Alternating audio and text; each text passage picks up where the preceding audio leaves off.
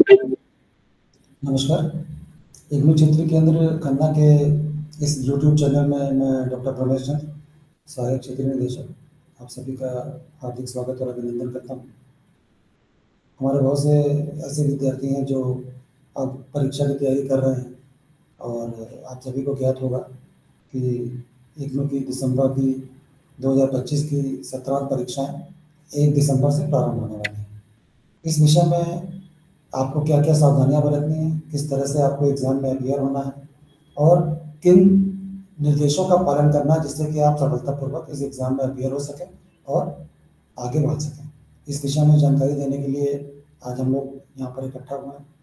इस विषय में विस्तार से जानकारी देने के लिए और डिस्कशन करने के लिए हमारे साथ मौजूद हैं इस क्षेत्रीय केंद्र पे कार्यरत क्षेत्रीय निदेशक महोदय डॉक्टर मंजू गोयल जी। इनका मैं इस कार्यक्रम में हार्दिक स्वागत और अभिनंदन करता हूँ। सबसे पहले तो मैडम आपसे हम ये जानना चाहेंगे कि जो इग्नू की दिसंबर 2025 की परीक्षाएं प्रारंभ होने वाली हैं 1 दिसंबर से, ये इनका ड्यूरेशन कब तक रहेगा और ये विद्यार्थियों को कब तक जो है इंगेज करके रखेंगे? जी, जो टर्म एग्जामिनेशन दिसंबर 2025 है वो 1 दिसंबर से शुरू होने वाले हैं अपने, और 14 जनवरी 2026 तक हमें एग्जामिनेशंस है। तो डेट शीट जो है अपनी इग्नू की वेबसाइट पर अवेलेबल है, वहाँ से हम अपने कोर्स के हिसाब से चेक कर सकते हैं कि कौन सा पेपर कब होना है।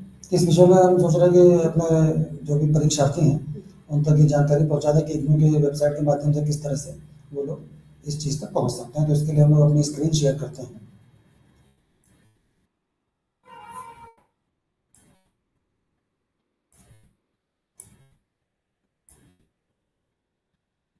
आप सभी को ज्ञात है ये इग्नू की मेन वेबसाइट है ignou.ac.in। तो इसमें अगर आप अनाउंसमेंट्स के सेक्शन में जाएंगे तो आप इसमें देख सकते हैं कि ये revised final date sheet IGNOU की दी गई है। इस पर आप जब क्लिक करेंगे तो ये आपको लेटेस्ट जो भी इंफॉर्मेशन है डेट शीट से रिलेटेड वो आपको इस पर अवेलेबल होगी। आपके जो भी प्रोग्राम जिसमें आपने नामांकन कराया है उसमें आप देख सकते हैं कि आपके जो पेपर्स आपने भरे हैं वो किस तारीख को है। बाकी अभी हम आगे आपको विस्तार से बताएंगे कि किस तरह से आप अपना हॉल टिकट डाउनलोड करके उसमें से जानकारी प्राप्त कर सकते हैं कि आपका एग्जाम किस दिन पड़ेगा। जी, इसमें ऊपर पेपर का समय भी दिया है कि मॉर्निंग सेशन जो है वो 10 बजे से 1 बजे रहेगा और इवनिंग सेशन जो है वो 2 बजे से 5 बजे रहेगा। तो रिपोर्टिंग का समय भी उसके हिसाब से उसके बारे में भी डिस्कशन करेंगे। एक चीज़ मैं इस पॉइंट पे डिस्कस करना उचित समझता हूँ। कई विद्यार्थियों का पेपर 2 घंटे का होता है, लेकिन कई बार क्या होता है कि जब अपना हॉल टिकट डाउनलोड करते हैं तो उनके किसी पर्टिकुलर पेपर के सामने टाइमिंग 10 से 1 लिखा होता है, किसी पर्टिकुलर पेपर के सामने टाइमिंग 2 से 5 लिखा होता है। फिर जब वो एग्जामिनेशन हॉल में जाते हैं तब पता चलता है कि क्वेश्चन पेपर पे लिखा हुआ है टाइम ड्यूरेशन 2 आवर्स। फिर उनके मन में असंतोष होता है कि हॉल टिकट पे तो 2 से 5 लिखा है या 10 से 1 लिखा है। अब यहाँ पर हम जो है तैयारी उस हिसाब से करके आए हैं और अब ड्यूरेशन 2 आवर्स का दिया जा रहा है। तो इस विषय में भी मैं ये क्लैरिफाई करना आवश्यक समझता हूँ कि जो भी हमारे परीक्षार्थी हैं ये मान के चले कि जो भी क्वेश्चन पेपर पर इंस्ट्रक्शन दिया है वही फाइनल माना जाएगा। आपको ये मैक्सिमम ड्यूरेशन स्पेसिफाई कर दिया जाता है कि इससे अतिरिक्त किसी भी प्रकार का कोई एग्जामिनेशन इग्नू कंडक्ट नहीं कराती है। तो ड्यूरेशन जो होता है ज़्यादातर पेपर्स का 3 घंटे का ही होता है, लेकिन अगर किसी पेपर के क्रेडिट्स कम हैं तो उसके मुताबिक उसका अटेम्प्ट करने के जो आवर्स होते हैं वो रिड्यूस कर दिए जाते हैं। कुछ पेपर्स हमारे ऐसे भी होते हैं जो मात्र 1 घंटे के होते हैं, तो उस पर स्पेसिफाइड होता है कि इसको 1 घंटे में ही करना है। तो आप ये मान के ना चलें कि आपके हॉल टिकट में 10 से 1 लिखा है अथवा 2 से 5 लिखा है तो आपको 3 घंटे का ही समय मिलेगा। जो आपके एग्जामिनेशन के क्वेश्चन पेपर पर चीज़ मेंशन है उस चीज़ का आप ध्यान रखें। आप कुछ कहना चाहते हैं? तो इसका मतलब ये हुआ कि जब क्वेश्चन पेपर हमारे हाथ में आता है तो सबसे पहला काम हमें यही करना है कि कोर्स कोड क्या लिखा है क्वेश्चन पेपर के ऊपर। उसके बाद हमें कोर्स कोड का सब्जेक्ट कोड चेक कर लेना है, समय देख लेना है कि मैक्सिमम कितना समय दिया है, जितने भी ज़रूरी निर्देश होते हैं क्वेश्चन पेपर से रिलेटेड, कितने क्वेश्चंस अटेम्प्ट करने हैं, कितने मार्क्स के वो क्वेश्चन पेपर हैं, कितने पार्ट में वो क्वेश्चन पेपर डिवाइडेड है, ये सारा कुछ हमें बड़े ध्यानपूर्वक कर लेना चाहिए क्वेश्चन पेपर हाथ में आते ही। एक और जो चीज़ है जो बहुत ज़रूरी है वो जानना कि क्वेश्चन पेपर कभी कभी एक ही क्वेश्चन पेपर में 2 सब्जेक्ट होते हैं, तो वो भी इंस्ट्रक्शंस हम थोड़ा केयरफुली देख लें कि क्या उसमें सेपरेट आंसर शीट की ज़रूरत है, तो उसके विषय में भी हम आगे भी बात करेंगे। तो क्वेश्चन पेपर को रीड करना बहुत इम्पोर्टेंट है। ये हम डेटशीट के बारे में डिस्कस कर रहे थे, तो ये आप देख सकते हैं कि 14 जनवरी तक, जैसा कि आपने बताया, कि हमारे इग्नू के एग्जामिनेशन चलेंगे। तो परीक्षार्थी इस बात का ध्यान रखें कि उनका एग्जामिनेशन किस तारीख को किस सेशन में है, उसके मुताबिक ही अपने एग्जामिनेशन सेंटर पे अपीयर करें। अब हम लोग इस बात पे चर्चा अपनी आगे बढ़ाते हैं मैडम, कि किस तरह से हमारे जो परीक्षार्थी हैं वो अपना प्रवेश पत्र, या जिसे हॉल एडमिट कार्ड हम कहते हैं, वो किस तरह से अपनी इग्नू की वेबसाइट या समर्थ के पोर्टल के माध्यम से अपना डाउनलोड कर पाएंगे। जी बिल्कुल, जैसे आपको पता ही है ignu.ac.in ऐसा करके इग्नू की वेबसाइट है, ऑफिशियल वेबसाइट है, और वहाँ पर आप अपने स्टूडेंट लॉगिन आईडी पर जब लॉगिन करेंगे तो वहाँ से आप अपना हॉल टिकट जो है वो एक्सेस कर सकते हैं। और जब भी हम एग्जामिनेशन के लिए जाते हैं तो हमें 2 डॉक्यूमेंट अपने साथ ले जाना बहुत ज़रूरी है। पहला हमारा हॉल टिकट है और दूसरा हमारा आइडेंटिटी कार्ड है, जो दोनों ही हमें हमारे स्टूडेंट लॉगिन आईडी से प्राप्त हो जाएंगे। इसके अलावा ये नोटिस भी इग्नू की वेबसाइट पर अनाउंसमेंट्स के सेक्शन में दी गई है, जो कि हॉल टिकट से ही रिलेटेड है। तो इस को 24 नवंबर को ही जारी किया गया है deputy registrar student evaluation division की तरफ से। तो इसमें ये यूआरएल भी समर्थ पोर्टल का दिया है। वैसे तो हमारे सभी विद्यार्थी अप्लाई करते समय इस पोर्टल के माध्यम से ही ऑनलाइन अप्लाई कर पाते हैं, तो अब इसी पोर्टल के माध्यम से आप अपना हॉल टिकट डाउनलोड कर लें, उसका एक प्रिंट आउट अवश्य निकाल लें। और सावधानी या प्रिकॉशन के माध्यम से मैं एक चीज़ और ऐड करना चाहूँगा, आप उसकी 2-3 फोटो कॉपी करा के रखें। कभी ऐसा हो जाता है कोई आपका हॉल टिकट मिसप्लेस हो गया, फिर एग्जामिनेशन टाइम पे आप उसको ढूंढते रहते हैं, परेशान होते हैं, तो बेहतर ये होगा कि 2-3 कॉपी करा के रख लें, या फिर आप अपने मोबाइल में उसको सेव भी करके रख सकते हैं। लेकिन चूँकि एग्जामिनेशन में मोबाइल से रिलेटेड जो भी गाइडलाइंस हैं उसके बारे में भी हम चर्चा करेंगे, तो ज़रा सा बेहतर यही होगा कि आप 2-3 फोटो कॉपी उसकी करा के रख लें अपने पास। इसी प्रकार से हमारा एक नोटिफिकेशन और भी है जो कि स्टूडेंट्स की गाइडलाइंस के लिए है, जैसे कि हम अभी मोबाइल की बात कर रहे थे, तो इसके विषय में भी हम लोग चर्चा करेंगे। तो वही है, सभी लर्नर्स से ये रिक्वेस्ट रहेगी कि एक बार अनाउंसमेंट सेक्शन को ज़रूर चेक कर लें, और एग्जामिनेशन में टाइम टू टाइम चेक करते रहें कुछ भी इम्पोर्टेंट इंस्ट्रक्शंस हैं उसके लिए। चाहे हॉल टिकट हमें डाउनलोड करना है और चाहे आइडेंटिटी कार्ड का कॉपी निकालना है, तो इन्हीं चीज़ों के लिए। आई कार्ड की कॉपी भी इग्नू के समर्थ पोर्टल के माध्यम से विद्यार्थी ने जब अपना लॉगिन बनाया होगा तो उससे अपना आई कार्ड डाउनलोड कर सकते हैं। एक चीज़ और मैं इसमें जानकारी आपसे लेना चाहूँगा मैडम, अपने दर्शकों के लिए, विद्यार्थी जब अपना हॉल टिकट डाउनलोड कर लेता है उसके बाद उसको और क्या क्या कागजात अपने साथ लेकर के जाने हैं जिस दिन उसका एग्जामिनेशन सेंटर पे जाकर के उसको अपीयर होना है। जी देखिए, एक हॉल टिकट तो हो ही गया, साथ में आइडेंटिटी कार्ड हो गया, दोनों ही आपको समर्थ पोर्टल से अपनी लॉगिन आईडी से मिल जाएगा। पर कभी कभी क्या होता है, किसी कारणवश हो सकता है आपका आइडेंटिटी कार्ड आपके पास ना हो, तो उस संदर्भ में अच्छा रहेगा आप अपना आधार कार्ड, कोई भी ऐसा आइडेंटिटी वैलिड आइडेंटिटी प्रूफ जो गवर्नमेंट ऑफ इंडिया ने आपको इशू किया है, आप वो लेकर जाएं एज आइडेंटिटी प्रूफ। बल्कि हम तो यही कहेंगे कि आइडेंटिटी प्रूफ के तौर पर एक कॉपी आपके पास आधार कार्ड का होना ही चाहिए। साथ ही आप जो ज़रूरी स्टेशनरी है, आपकी पेन, पेंसिल और जो भी पेपर से रिलेटेड स्टेशनरी की आपको ज़रूरत है, वो तो आपको कैरी करना ही चाहिए। ये तो बात हो गई कि आपको साथ में क्या ले जाना है। अब इस विषय में भी हमारे परीक्षार्थियों को जानकारी दे दें कि क्या नहीं लेके जाना है। जी बिल्कुल ये बहुत ज़रूरी है, और इसके विषय में जैसे कि हमने अभी आपको दिखाया ही था वेबसाइट पर कि कुछ इम्पॉर्टेंट इंस्ट्रक्शंस आई हैं, नोटिसेस हैं, जहां पर आपको ये बताया गया है कि कुछ अनफेयर मीन्स मतलब जो एथिकली लीगली जो सही नहीं है वो चीज़ें हमें नहीं ले जानी चाहिए। जैसे मोबाइल फ़ोन हुआ, मोबाइल फ़ोन आप एग्जामिनेशन हॉल में नहीं लेकर जा सकते हैं, तो आपको कहीं बाहर ही रखना होगा, तो बेटर है कहीं बाहर रखने से अच्छा है हम कैरी ही ना करें मोबाइल फ़ोन। फिर कुछ ऐसे डिजिटल अगर इंस्ट्रूमेंट्स हैं, कोई स्मार्ट वॉचेस हैं आपके पास या कुछ ऐसे स्मार्ट कैलकुलेटर्स हैं, साइंटिफिक कैलकुलेटर्स हैं, अनटिल वो साइंटिफिक कैलकुलेटर आपके एग्जामिनेशन के लिए रिक्वायर्ड है तो आप ले जा सकते हैं, नहीं तो वो अलाउड नहीं है कैंपस में लेकर जाना। इसके साथ बहुत सारे और भी इंस्ट्रक्शंस हैं, जैसे कोई रिटर्न मटेरियल ले जाना, चाहे क्लोथ पर आपने लिखा हो, आपने अपनी बॉडी पर लिखा हो, किसी पेपर पर लिखा हो। और कभी कभी क्या होता है, क्योंकि एंट्रेंस आपको 15 मिनट पहले एग्जामिनेशन हॉल में मिल जाती है, तो हम बेंचेस पर लिखना शुरू कर देते हैं, दीवारों पर लिखना शुरू कर देते हैं, तो वो भी हमें नहीं करना है, क्योंकि वो भी ये माना जाएगा कि ये अनफेयर मीन्स है। तो इस तरह से बहुत सारे इस तरह के इंस्ट्रक्शंस हैं जो बहुत अच्छे से अनाउंसमेंट्स में आपको लिख कर दिए गए हैं। आप उनको केयरफुली एक बार रीड कर लें, क्योंकि ऐसा ना हो कि गलती से आप वो करें और आप पकड़े जाएं। इनफैक्ट आंसर स्क्रिप्ट्स को लेकर भी, जैसे कि हम इंस्ट्रक्शंस में देख पा रहे हैं कि आंसर स्क्रिप्ट को भी आप एग्जामिनेशन हॉल से बाहर नहीं ले जा सकते। आपका जब आंसर लिखा गया तो आपको वो सबमिट करना है। फिर कभी कभी क्या होता है, इन्विजिलेटर्स के साथ भी आपने देखा होगा कि बच्चे कई बार अभद्र व्यवहार करते हैं, तो उसको लेकर भी ऐसा कहा जाता है कि वो हमें नहीं करना है, क्योंकि जो वो भी अनफेयर मींस में ही आता है। बिल्कुल, क्योंकि इन्विजिलेटर का तो मोरल ड्यूटी है, वो अपना ड्यूटी कर रहे हैं, और ऐसे में अगर वो हमें कुछ इंस्ट्रक्शन कर रहे हैं या हमें किसी चीज़ के लिए गलत कार्य से रोक रहे हैं, तो हमें उनके साथ प्रोटोकॉल्स जो है उनको फॉलो करना चाहिए, हमें उनके साथ ठीक तरीके से व्यवहार करना चाहिए, उनकी इंस्ट्रक्शंस को फॉलो करना चाहिए।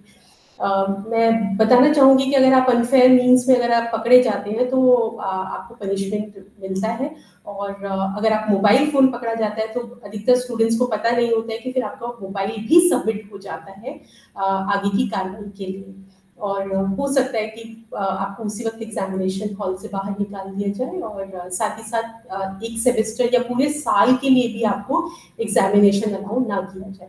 तो बेहतर यही होगा हम ईमानदारी से अपनी परीक्षा अपीयर करें, और एक बार इंस्ट्रक्शंस बहुत केयरफुली अनाउंसमेंट सेक्शन में जाकर पढ़ें।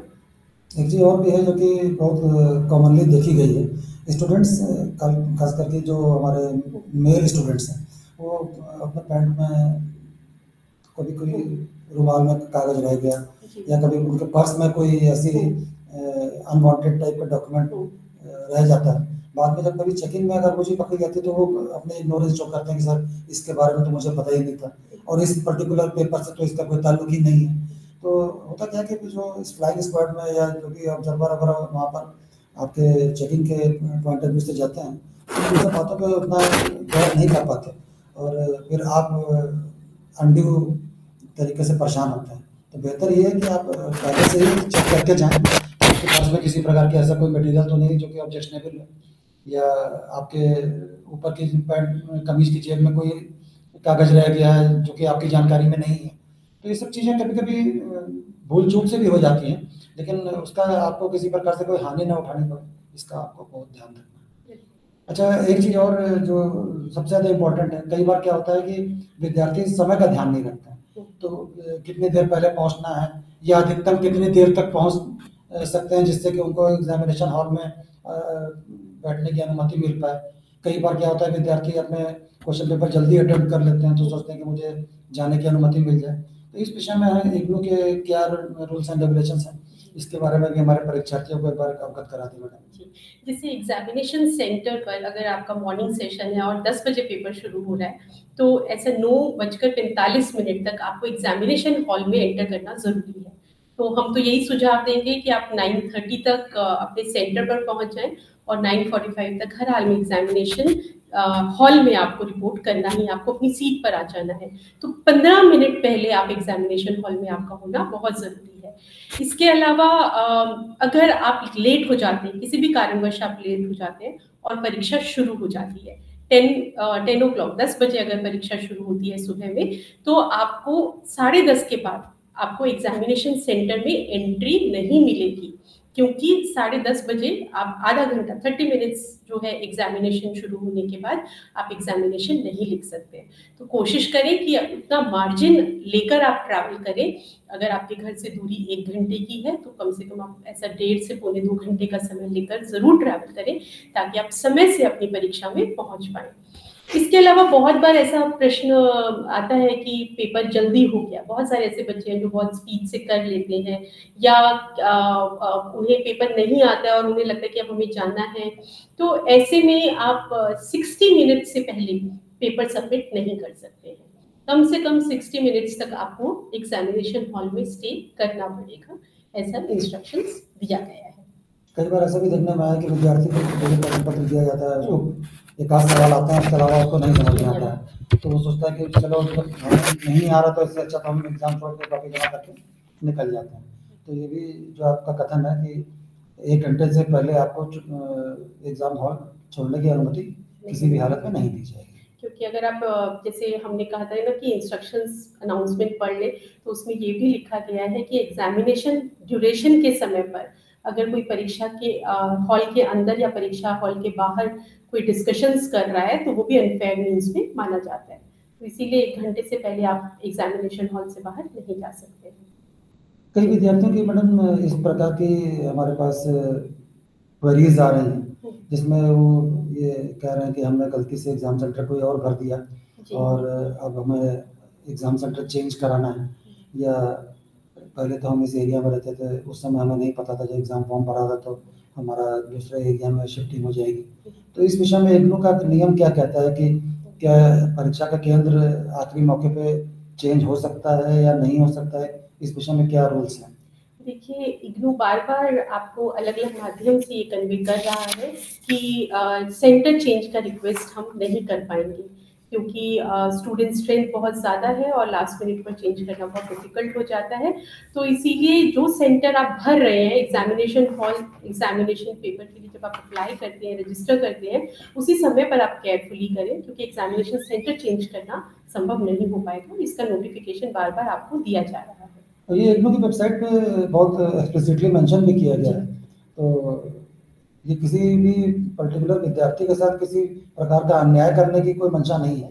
हमारे सिस्टम की जो लिमिटेशंस मैं कह सकता हूँ, या समर पोर्टल पे जब से ऑनलाइन अप्लाई करने का सिस्टम प्रारंभ हुआ है तो चीज़ें कुछ हद तक ज़रा सा डिफिकल्ट हो गई हैं इस पर्टिकुलर पॉइंट ऑफ व्यू से। तो स्टूडेंट से यही आग्रह करता हूँ मैं कि आगे आने वाले समय में भी बहुत सोच विचार के ही अपने एग्जामिनेशन सेंटर को चूज करें एज फार एज पॉसिबल। बल्कि जैसे एग्जाम सेंटर चेंज की बात हुई है तो मैं एक और चीज़ आप सबके नोटिस में लाना चाहूँगी कि कभी-कभी हमने एक पर्टिकुलर सेंटर जो है वो अपने फॉर्म में फिल करते हैं कि हमें इस पर्टिकुलर सेंटर पर अपीयर करना है। आप प्लीज़ अपना हॉल टिकट केयरफुली चेक करें आपके एग्जामिनेशन सेंटर के लिए, क्योंकि कभी-कभी बहुत स्ट्रेंथ एक एग्जामिनेशन सेंटर होने की वजह से हम अकोमोडेट नहीं कर पाते हैं और उसी के कारण आपको कोई और सेंटर अलॉट हो जाता है। तो चेंज ऑफ सेंटर को भी आप ज़रूर ध्यान में रखें कि अपने हॉल टिकट पर आप एक बार ज़रूर चेक कर लें कि आपका एग्जामिनेशन सेंटर कहाँ पर है। एडमिनिस्ट्रेटिव एक्सीजेंसी की वजह से कभी-कभी exam centre near by areas में एडिशनल भी इस्टेब्लिश किए जाते हैं, तो उस केस में हो सकता है कि आपका नाम एडिशनल सेंटर पर आ गया हो। तो इस चीज़ के बारे में जो मैडम ने आपको इंस्ट्रक्शन दिया इसको भी आप ज़रा सा carefully as a precautionary measure जरूर चेक करें, क्रॉस चेक करें अपने हॉल टिकट में कि जो आपने एग्जाम सेंटर चूज़ किया था होपफुली वही मिला होगा, लेकिन हो सकता है नियर बाय डिस्ट्रिक्ट में नहीं, उसी डिस्ट्रिक्ट में हम लोग एडिशनली सेंटर एस्टेब्लिश करते हैं। तो ये चीज़ जरा सा आप लोग ध्यान रखें। ये तो मैडम बात हो गई कि किस तरह से अपना हॉल टिकट डाउनलोड करना है, किस तरह से और क्या क्या सामान लेके जाना है और कितनी देर में आप जो है वहाँ पर अपना एग्जामिनेशन अटेम्प्ट करके बाद में फिर अगर जल्दी कर लिया तो कब तक आप अपने एग्जामिनेशन हॉल को लीव कर सकते हैं। अब बात आती है कि जब विद्यार्थी को उत्तर पुस्तिका या आंसर बुकलेट मिलती है तो विद्यार्थी को सबसे पहले किस चीज़ का ध्यान रखना चाहिए? क्या क्वेश्चन पेपर अटेम्प्ट करना शुरू कर देना चाहिए? क्वेश्चन पेपर को ठीक से पढ़ना नहीं चाहिए? किस प्रकार की सावधानी बरतनी चाहिए क्वेश्चन पेपर को पढ़ने से लेकर और आंसर बुकलेट के माध्यम से? जी, जैसा कि आंसर बुकलेट की बात आई तो आप जब इंस्ट्रक्शंस केयरफुली पढ़ेंगे तो आप पाएंगे कि 28 शीट्स 28 शीट से बुकलेट बनता है। आंसर शीट जो बनता है उसमें 28 पेजेस होना ज़रूरी है। तो सबसे पहले तो आप यही काउंट कर लें कि आपके आंसर बुक में 28 पेजेस हों। दूसरा, वो कहीं से कटी-फटी ना हो, कोई आपको लिखने में लग रहा है कि परेशानी है या कुछ है, तो कुछ भी लिखने से पहले आप उसे चेंज कर सकते हैं। और दूसरा जैसा कि हम एग्जामिनेशन हॉल में भी अनाउंस करते रहते हैं, लेकिन आपको ये क्लियर होना चाहिए कि सप्लीमेंट्री शीट आपको कोई भी नहीं मिलेगी। आपका जो पेपर आया है, क्वेश्चन पेपर है, वो आपको उन 28 पेजेस में ही कंप्लीट करना है। तो आपको टाइम मैनेजमेंट तो करना ही है, शीट्स का मैनेजमेंट भी देखना है। हालांकि 28 शीट्स वो इनफ होती है, काफ़ी होती है, तो इसीलिए परेशानी आपको आएगी नहीं। दूसरा, OMR शीट पर अगर पेपर हो रहा है आपका, OMR शीट अगर आपको फिल करनी है तो वो भी केयरफुली एक बार चेक कर ले, और भरते समय बड़ा ध्यान दें कि कटिंग ना हो। तो आपका कोर्स कोड जो आपको फिल करना है, वो कोड में जैसे डालना है, या पेपर सब्जेक्ट कोड है, वो सब एनरोलमेंट नंबर है, सब बहुत केयरफुली ही आप करें, कटिंग ना हो, इसका आप जरूर ध्यान रखें। और जैसे कि क्वेश्चन पेपर को लेकर बात हुई, क्वेश्चन पेपर को जैसा हमने कहा ही है कि कोर्स कोड उसका क्या है, सब्जेक्ट कोड क्या है, ड्यूरेशन क्या है, और कितने पार्ट में क्वेश्चन पेपर डिवाइडेड है, क्या हमें सेपरेट आंसर शीट लेनी है, अगर 2 सेक्शन हैं या 2 सब्जेक्ट हैं। मैं चाहूँगी कि अगर आप एक बार थोड़ा सा सब्जेक्ट के बारे में अगर आप बता सकें। जी, जैसा कि आपने कहा कि आपको अपने आंसर को एक आंसर शीट में ही लिखना है, लेकिन कई बार क्या होता है कि कुछ हमारे कोर्सेज ऐसे हैं जिनमें कि कुछ पार्ट्स होते हैं, वो स्पेसिफिकली मेंशन्ड होते हैं, उसमें पार्ट 1 होता है, पार्ट 2 होता है। कई बार इंस्ट्रक्शंस में ये चीज़ मेंशन होती है, कभी रह भी जाती है, तो उस केस में आपको 2 सेपरेट आंसर शीट्स में उन क्वेश्चन पेपर्स को अटेम्प्ट करना है। बहुत सेलेक्टेड ये हमारे कोर्सेज हैं, जैसे कि केमिस्ट्री में होता है, CHE 1 एंड 2 है, ये BSc के हमारे पुराने पेपर्स में होता था, MTE मैथ्स में होता था 4 एंड 5 में। इसी तरह से BSc नर्सिंग में जैसे 102 होता है, पहले होता था, उसमें ABCD 4 पार्ट होते थे, अब 202 होता है, उसमें ABCD होता है। इसी तरह से तो ABCD 4 पार्ट है, तो आपको 4 आंसर शीट्स में उसको आंसर करना है। तो ये चीज़ मतलब अगर इवन इन्विजिलेटर भी आपको बताने से रह जाता है तो आपको अलर्ट रहना है, क्योंकि इस बात को ये मान के चलिए, इन्विजिलेटर और आपका जो संपर्क है वो मात्र उस पर्टिकुलर एग्जामिनेशन के ड्यूरेशन तक ही है। आपकी जो आंसर शीट है वो आपके साथ तब तक बंधी हुई है जब तक आपके नंबर आपके ग्रेड कार्ड पे लग नहीं जाते। तो नंबर सही से लगे, उसकी एवेल्यूएशन अच्छे से हो और सही तरीके से हो, इसकी पूरी जिम्मेदारी आप अपने ऊपर ही ले पाएंगे। आप किसी और भी व्यक्ति को इसके लिए अगर जिम्मेदार ठहराएंगे, अंततः नुकसान आपको ही उठाना पड़ेगा। तो इसलिए इस चीज़ का ध्यान रखिए कि आपको जो भी इंस्ट्रक्शंस हैं, जैसा कि आपने अभी मैडम कहा कि क्या क्या चीज़ें ले जा सकते हैं। कैलकुलेटर के लिए विद्यार्थी बहुत प्रश्न हमसे पूछते हैं कि सर हम कैलकुलेटर ले जा सकते हैं कि नहीं। आजकल ज़्यादातर हमारे परीक्षार्थी स्मार्ट वॉच का इस्तेमाल कर रहे हैं। अब अगर स्मार्ट वॉच ना पहन के जाएं, घर पे नॉर्मल डायल वाली घड़ी नहीं है, तो उस केस में फिर बेहतर है आपको अगर इस टाइप की घर पे कोई असुविधा है जिसमें आप घड़ी नहीं ले जा सकते हैं, आप मत लेके जाइए। आपको एग्जामिनेशन हॉल में, ज़्यादातर हॉल्स में आपको वॉल क्लॉक लगी मिलेगी, अन्यथा आपको टाइम टू टाइम 1-1 घंटा बीतने पर इन्विजिलेटर आपको अलर्ट करते रहेंगे कि इतना टाइम हो गया है, अब इतना टाइम बचा है। तो ज़रा सा इन सब चीज़ों के नियम के हिसाब से आप चलने की कोशिश करें, आप हेल्प करें सिस्टम की, सिस्टम पूरी तरह से आपको अच्छे से एग्ज़ाम दिलाने में आपकी हेल्प करेगा।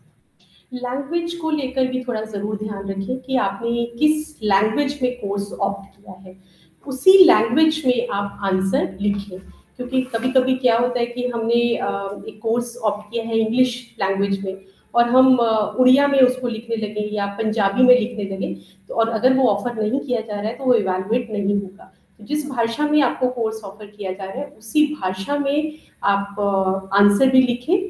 हिंदी को लेकर थोड़ा चेंज है, तो मैं चाहूँगी आप एक बार थोड़ा सा। हिंदी चूँकि हमारी ज़्यादातर स्टेट्स में बोली जाती है, लिखी जाती है, समझी जाती है, तो इन्होंने इतनी सहूलियत दिया है हमारे विद्यार्थियों को। अच्छा, कई विद्यार्थी ऐसे भी होते हैं, प्रोग्राम भले ही इंग्लिश में ऑफर किया जाता है, वो इंग्लिश समझ लेते हैं, लेकिन कई बार इंग्लिश में एक्सप्रेस नहीं कर पाते अपनी बातों को। इसमें हताश होने की कोई बात नहीं है। आप अगर हिंदी में उस चीज़ को सुविधापूर्वक लिख सकते हैं, और कुछ टर्म्स ऐसे हैं जो कि आपको उनको हिंदी नहीं पता है, तो आप उसमें इंग्लिश का इस्तेमाल बीच बीच में टर्म्स को लिखने के लिए कर सकते हैं। लेकिन ऐसा ना करें कि कुछ क्वेश्चन आप हिंदी में करें, कुछ क्वेश्चन इंग्लिश में करें, ऐसा बिल्कुल भी ना करें, उसमें फिर आपको नुकसान उठाना पड़ सकता है। आप पूरा पेपर हिंदी में अटेम्प्ट करें, कुछ टर्मिनोलॉजी वगैरह आप है बीच में जो आपको लगता है कि आपको हिंदी में नहीं आती है, तो आप उसको इंग्लिश में वहाँ पे लिख सकते हैं। अदरवाइज ये एक ऑप्शन और एक सुविधा है इग्नू की तरफ से कि आप हिंदी में अटेम्प्ट करना चाहें तो अटेम्प्ट कर सकते हैं।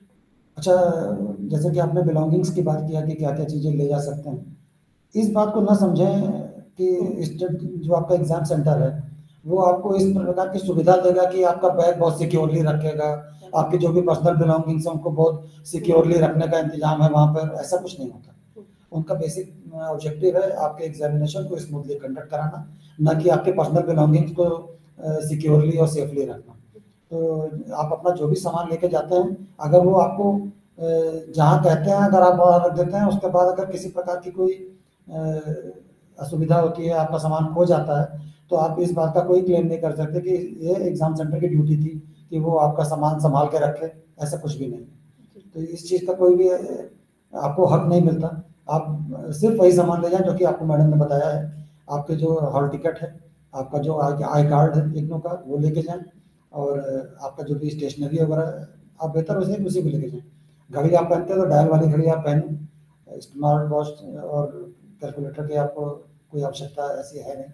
इस कुछ स्पेसिफाइड हमारे कोर्स कोड्स ऐसे हैं जिनमें कैलकुलेटर अलाउड है, तो उस विद्यार्थी को या परीक्षार्थी को ये बात पता होती है कि इस पर्टिकुलर पेपर में हमें कैलकुलेटर की रिक्वायरमेंट होगी, तो वो लेके जा सकते हैं।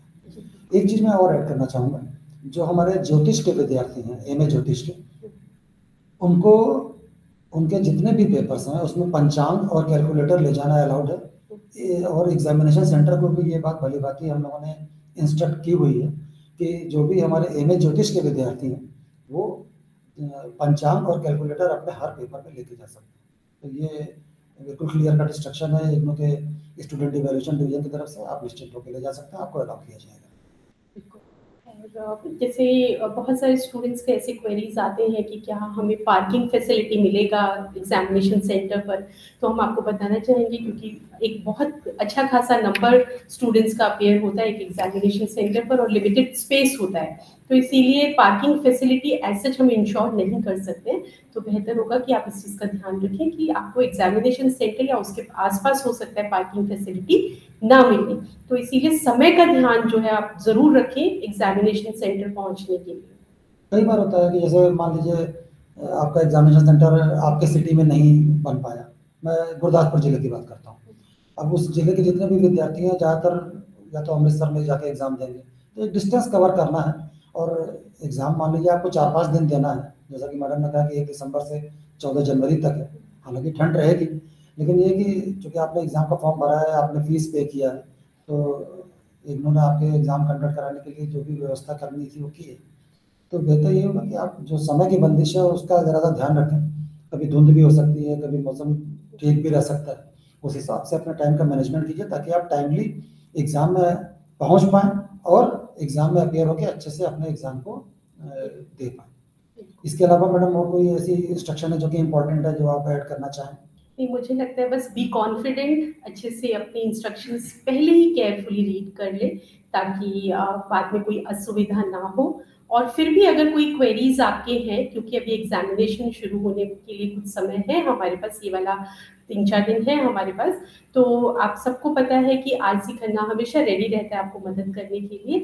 हमारी ईमेल आईडीज है आपके पास, आप आरसी खन्ना की वेबसाइट विजिट करेंगे तो वेबसाइट से आपको इम्पोर्टेंट इंस्ट्रक्शंस भी मिलती रहेंगी और आप कभी भी हमें विजिट कर सकते हैं। आप फ़ोन के माध्यम से, ईमेल के माध्यम से हमसे कनेक्ट भी कर सकते हैं। ये जो भी आपने बातें कही हैं, ये इनका जो भी ब्यौरा है वो मैं डिस्क्रिप्शन बॉक्स में दे दूंगा, जिससे कि हमारे जो भी दर्शक हैं उनको इसके बारे में पूरी तरह से जानकारी प्राप्त हो जाएगी।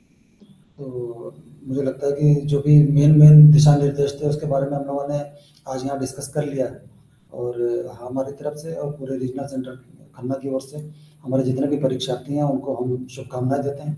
इस एग्जामिनेशन में वो अपने एग्ज़ाम सेंटर पे जाके अच्छे से एग्ज़ाम दें और अपीयर करें और अच्छे मार्क्स से इस परीक्षा को उत्तीर्ण करें। बहुत बहुत शुभकामनाएं। नमस्कार। नमस्कार।